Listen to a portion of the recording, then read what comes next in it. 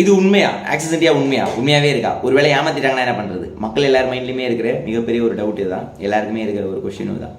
இந்த கொஸ்டின் இருக்கிறது தப்பு கிடையாது, உண்மையான்ற கொஸ்டின் இருக்கிறது தப்பு கிடையாது. இது பொய் அப்படின்ற ஒரு தீர்மானம் இருக்கிறது நீங்க யோசிக்கணும். ஏன்னா இதுமே ரெண்டு வகையான மக்கள் இருக்காங்க. ஒருத்தவங்க பாத்தீங்க அப்படின்னா ஒருவேளை ஏமாத்திட்டாங்கன்னா என்ன பண்றது, அது ஒரு வகையான மக்கள். அது வந்துட்டு ஒரு நியாயமான ஒரு கேள்வி. இல்ல இது ஏமாத்திடுவாங்க அப்படின்றது ஒரு கண்ணோட்டத்தை வச்சுக்கிட்டு தான் கண்ணோட்டத்தில் எல்லாத்தையும் பாக்குறது அப்படின்ற மனநிலை ரொம்ப மோசமான மனநிலை. யார் இது உண்மையா அப்படின்னு டவுட்ல கேட்குறீங்களோ அவங்களுக்கு இந்த சொல்யூஷனா இருக்கும். தான் பிடிச்ச மொபைலுக்கு 3 கால்னு நினைக்கிறோம், இதை பார்க்க வேணாம், இது அவங்களுக்கு சொல்யூஷன் கிடையாது. ரைட். ஸோ ஒரு நிறுவனம் உண்மையா இருக்கணும், ஒரு நிறுவனத்தை நடத்தணும் அப்படின்னா என்னென்ன ப்ரூஃப்லாம் வேணும் நீங்க யோசிச்சு பாருங்க. முதல் விஷயம், கம்பெனி கிட்டேருந்து கவர்மெண்ட் கிட்டேருந்து எல்லா அப்ரூவலும் நம்ம வாங்கணும். அந்த சர்டிஃபிகேட்ஸ் எல்லாமே வேணும். நம்பர் 1. நம்பர் 2 பார்த்தீங்க அப்படின்னா கம்பெனி வந்து ப்ராஃபிட்ல போகணும். அப்போ தான் கம்பெனி உண்மையாக நடக்கும், இல்லை கம்பெனி மூடிடுவாங்க. ஃபர்ஸ்ட் ஆஃப் ஆல் ஆக்சிஸ் இந்தியாவுக்கு பார்த்தீங்க அப்படின்னா ஸ்டார்ட் பண்ணி 4 வருஷம் ஆகுது. ஒரு 1.5 கோடி ரூபா முதலீடு பண்ணி இது வரைக்கும் பார்த்தீங்க அப்படின்னா சென்னை குரோம்பேட்டில் ஒரு ஹெட் ஆஃபீஸ், ஒரு ஆஃப்லைன் ஸ்டோர் எல்லாமே போட்டிருக்காங்க. இது நம்பர் 1. நம்பர் 2 பார்த்தீங்க அப்படின்னா ஒரு 100க்கு மேலே பிரான்ச் ஆஃபீஸ் இருக்கு ஆல் அக்ராஸ் தமிழ்நாட்டில். மந்த்லி ஒன்ஸ் 2, 3, 4 பிரான்ச் ஆஃபீஸ் புதுசாக ஓப்பன் பண்ணிட்டே இருக்காங்க. இது நம்பர் 2. ஸோ ஒரு ஏமாத்துற நிறுவனத்தில் ஒரு மூட போறோம் அப்படின்னு நினைக்கிற நிறுவனத்தில் புதுசாக பிரான்ச் ஆஃபீஸ் ஓப்பன் பண்ணுவாங்களா யோசிச்சு பாருங்க. குரோம்பேட்டில் ஒரு ஹெட் ஆஃபீஸ் போடுவாங்களா? குரோம்பேட்டில் ஆஃப்லைன் ஸ்டோர் போடுவாங்களா? யோசிச்சு பாருங்க. யாரெல்லாம் குரோம்பேட் சென்னையில் இருக்கீங்களோ இல்லை வெளில இருந்தால் கூட சென்னை குரோம்பேட் வந்து நேரில் பாருங்க, எவ்வளோ பிரம்மாண்டமான விஷயமா கிரியேட் ஆயிருக்குன்றதை பாருங்க. ஸோ கம்பெனி வளர்ந்துகிட்டு இருக்குங்க. கம்பெனி நஷ்டத்தில் போயிட்டு இருந்தால் பண்ண முடியாது. கம்பெனி லாபத்தில் போயிட்டு இருக்கு. ஒருத்தவங்க உள்ள வரதுனால கம்பெனிக்கும் லாபம் இருக்கு. அப்போ கம்பெனி வளர்ந்துட்டு இருக்கு. வாரம் ஆயிரக்கணக்கில் மக்களும் ஜாயின் பண்றாங்க. நம்பர் 2, ஒரு நிறுவனம் அட்டன் பண்ணுறது என்னென்ன சர்டிஃபிகேஷன் நம்ம கிட்டே இருக்கு. ISO இருக்கு, GST, MCA சர்டிஃபிகேட்ஸ் எப்படி நம்ம செக் பண்ணோம் அப்படின்னு பவுடர்னா இதை நீங்கள் பாருங்கள். நீங்களே உங்களோட குரோம்லேருந்தே செக் பண்ணிக்கலாம்.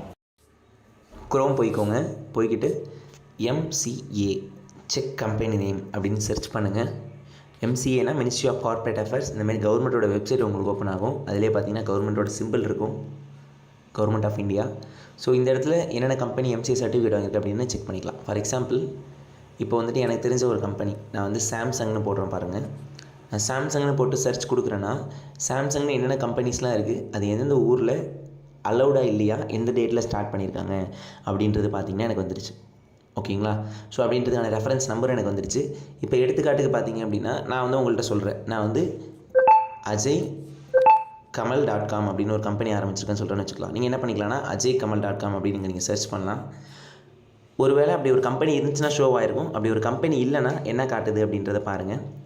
This company does not exist, எரர்னு காட்டுதுங்களா? அப்போ ஃபேக்குன்றது இதிலே நம்ம கண்டுபிடிச்சிடலாம், சர்டிஃபிகேட் வாங்கலன்றது இதிலே நம்ம கண்டுபிடிச்சிடலாம். அண்ட் தென் நெக்ஸ்ட்டு இப்போ நம்ம பார்த்துட்டு இருந்த கம்பெனி பார்த்தீங்க அப்படின்னா ஆக்சிஸ் இந்தியா. அதை நான் சர்ச் பண்ணுறேன் பாருங்கள், ACCSOS. இதை சர்ச் பண்ணும்போது 2வதாக பாருங்கள் axis.com ஸ்டோர் ப்ரைவேட் லிமிடெட், தமிழ்நாட்டில் 2018 ஆரம்பிச்சிருக்காங்க, அலோகேட் ஆயிருக்கு. அதுக்கான ரெஃபரன்ஸ் நம்பர். இது one of the proof. Company நடத்துறதுக்கு என்னெல்லாம் சர்டிஃபிகேட்ஸ் வேணுமோ அது எல்லாமே நம்ம கிட்ட லீகலாக ரெஜிஸ்டர்டாக பக்காவாக நம்ம எடுத்து பண்ணிட்டு இருக்கோம். அதாவது நம்ம ஸ்கூல் படிக்கிறவங்களுக்கு பாடமாக இருக்குங்க network marketing. Multi level marketing அப்படின்னு சொல்லுவாங்க. அதாவது இது வந்து இன்றைய நவீன ஒரு வளர்ச்சி அப்படின்னு சொல்லலாம். உற்பத்தியாளர் நேரடியா நுகர்வோரை வந்து பொருளை வாங்கி பயனடைய செய்யுமாறு அந்த அனுபவத்தை கொடுப்பார். அப்ப அந்த நுகர்வோர் பொருளை வாங்கிட்டு பயன்படுத்திட்டு நல்லா இருக்குது, தரமா இருக்கு அப்படின்னு நினைச்சா அவருடைய ஃப்ரெண்ட்ஸ் சர்க்கிளுக்கு அதை அறிமுகப்படுத்தி வைப்பார். அப்போ அவரே நுகர்வோராகவும் மாறிடுறாரு, விற்பனையாளராகவும் மாறிடுறாரு.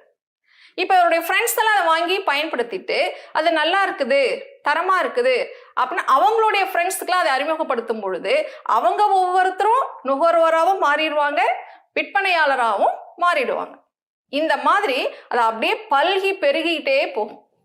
இதுதான் மல்டி லெவல் மார்க்கெட்டிங் அப்படின்னு சொல்றோம். அப்ப அந்த பொருளை பயன்படுத்தக்கூடிய ஒவ்வொரு நுகர்வோருமே விற்பனையாளரா மாறிடுறாங்க.